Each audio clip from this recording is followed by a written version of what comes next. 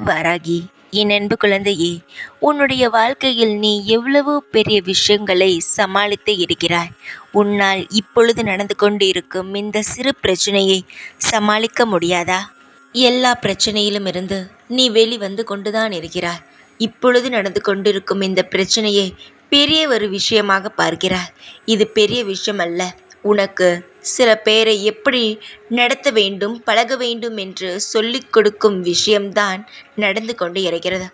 இது உன்னுடைய மனதை கஷ்டப்படுத்துகிறது. சில உறவுகளின் உண்மையான முகத்தை காட்டியதினால் நீ மிகவும் வருத்தத்தில் இருக்கிறாய். சீக்கிரமாகவே உனக்கு அனைவருடைய உள்ளிருக்கும் குணமும் முகமும் தெரிந்து அனைவரிடமிருந்து நீயே சற்று விலகி வருவாய். எல்லாரையும் நல்லவர்கள் என்று நம்பி நீ வீண் போனது அனைத்தும் போதும். உனக்கு நான் புரிய வைக்கத்தான் இந்த ஒரு கஷ்டத்தை உனக்கு நான் கொடுத்தேன். நான் தேவையில்லாமல் எந்த ஒரு கஷ்டத்தையும் உனக்கு நான் தரவிட மாட்டேன். இப்பொழுது கூட நீ அனுபவித்து கொண்டிருக்கும் பிரச்சனையானது என்னை தாண்டித்தான் நான் சொல்லித்தான் உன்னை நெருங்கியது. சீக்கிரமாக அனைவரையும் நீ புரிந்து கொள்வாய். வாழ்க்கையில் இதற்கு மேல் யாரையும் நம்பக்கூடாது என்று நீயே ஒரு வார்த்தை சொல்லும் அளவுக்கு உன் வாழ்க்கை வந்துவிட்டது. ஆனாலும் சிலரை வெறுக்கவும் முடியாமல், ஒதுக்கவும் முடியாமல் வாழ்க்கையில் தத்தளித்து கொண்டு இருக்கிறாய். சீக்கிரமாக அனைவரையும் புரிந்து கொண்டு நீ யார் தேவை, யார் தேவையில்லை என்ற ஒரு முடிவுக்கு வருவாய்.